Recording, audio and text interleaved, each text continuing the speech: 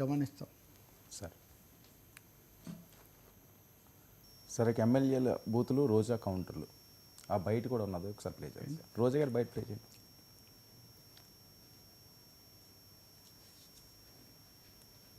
మీరు తెలుసుకోవాల్సింది రాష్ట్రంలో ఉన్న తెలుగుదేశం పార్టీ జనసేన నాయకులు తెలుసుకోవాలి. ఇప్పుడే అంటే హైదరాబాద్ కు పారిపోయే వాళ్ళు రేపు జగనన్న ప్రభుత్వం వస్తే వీళ్ళు హైదరాబాద్ కాదు అమెరికాకు పారిపోతారు. ఆ రోజు మిమ్మల్ని కాపాడటానికి ఎవ్వరూ ఉండరు. వీళ్ళని నమ్మకం ఈ రోజు కనుక వైఎస్ఆర్ కాంగ్రెస్ పార్టీ వాళ్ళని మీరు టార్చర్ పెట్టినా, కేసులు పెట్టించినా, కొట్టినా దానికి 100 రెట్లు మీకు వడ్డీతో కూడా తిరిగి ఇచ్చేస్తామని కూడా ఈ సందర్భంగా తెలియజేసుకుంటారు. సరే ఇది అంటే బూతుల కంటే రాజకీయ సవాల్ అనుకోండి. కానీ మీ దగ్గర పిలిచే ఆయన శ్రీనివాస్, బొలిశెట్టి శ్రీనివాస్ ఉందా బయట? నేను తీస్తానండి. యా, వాస్తవంగా నిన్న కూడా ఆయన గురించి మనం మాట్లాడాం, ధిక్కార స్వరం ఇట్లాంటిది. కానీ రోజా మీద ఆయన చాలా పచ్చిగానే మాట్లాడారు. అంతకుముందు ఆ స్థానిక శాసనసభ్యుడు ఆయన గాలి భానుప్రకాష్ మాట్లాడిన దాదాపు ఆ రికార్డును ఛేదించే స్థాయిలో మాట్లాడారు. వాటికి పెట్టిన థమ్స్ ఇంకా కొంచెం వికృతమైన థమ్స్ పెట్టారు.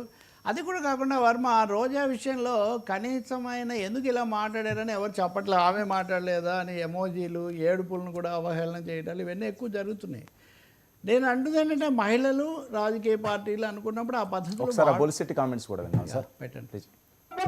ఇవాళ చంద్రబాబు నాయుడు గారు మంచి ప్రభుత్వం కాదని అడిగితే మనం చెప్పాలి, ప్రజలే డిసైడ్ చేయాలి. ఓ ప్రభుత్వం మంచి చేస్తున్నప్పుడు చెప్పకపోతే ఈ రఫా గాళ్ళంతా రోడ్లెక్కి మాట్లాడుతూ ఉంటే మనమంతా ఎక్కడున్నామో అర్థం అవుతలే నాకు. ఇవాళ రోజా మాట్లాడుతూ ఉంది, ఎమ్మెల్యే నా కొడుకులంట. అది ఆడదో మగదో ఎవడికి తెలియదు. అది మాట్లాడుతుంటే ఎమ్మెల్యే నా కొడుకులంటే జగన్ కూడా దాని కొడుకేనా అని అడుగుతూ ఉన్నాను నేను. మేడం ఎమ్మెల్యే అంటే ఆయన కూడా ఎమ్మెల్యే కదా, చంద్రబాబు నాయుడు గారు కూడా ఎమ్మెల్యే కదా. ఆయన వయసు ఎంత, వీళ్ళ వయసు ఎంత, నా వయసు ఎంత, రోజా వయసు ఎంత? ఇలాంటి దురదృష్టకరమైన బూతులు, కొంతమంది కాపుల్ని ఉసుగొల్పి వాళ్ళతోనే స్టేట్మెంట్లు, అంబటి రాంబాబు, పేరు నాని, పనికిమాల వాళ్ళంతా వచ్చి డబ్బుంటే అరెస్ట్ చేసుకోమన్నారు. వీళ్ళు ఒకటే వంక. సార్ ఇప్పుడు ఆమె మాట్లాడింది అసభ్యంగా ఉంది అని అనుకుంటే ఈయన కొంచెం సభ్యంగా మాట్లాడాలి కదా. ఆడదా మగదా ఏం భాష అండి ఇది వాస్తవంగా చెప్పాలంటే? ఈ పరీక్ష ఎందుకు ఎమ్మెల్యేలకు? ఇప్పుడు ఎమ్మెల్యేలనే ఆమె ఒక తిట్టు పాడింది, ఆ తిట్టును ఖండించండి, ఇంకోటి చేయండి అంటే ఏం జరుగుతుందండి? ఒకరినొకరు అనుకొని భూతోత్స ఏదేదో అంటుంటాడు, అదే భూతస్య భూతోభ్య అన్నట్టుగా ఈ భూతోభ్య అయిపోవడం ఎందుకంటే రాష్ట్ర రాజకీయాలు ఇంకేం లేదా? ఈయనైతే కులాన్ని కూడా కులం తీసుకొచ్చాడు.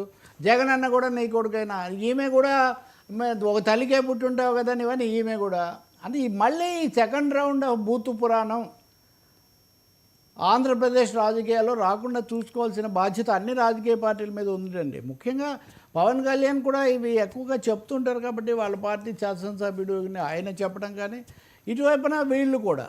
ఇంకా మూడోదేమో మన సోషల్ మీడియా మిత్రులు కూడా దొరికింది కదని ఆ వైపు ఉన్న వాళ్ళు ఈ వైపు ఉన్న వాళ్ళు రెచ్చిపోయి ఒకరినొకరు తిట్టేసుకుంటే ఏం మిగులుతాయండి? చివరకు బూడిద మిగిలినట్టు బూతులు మిగులుతాయి.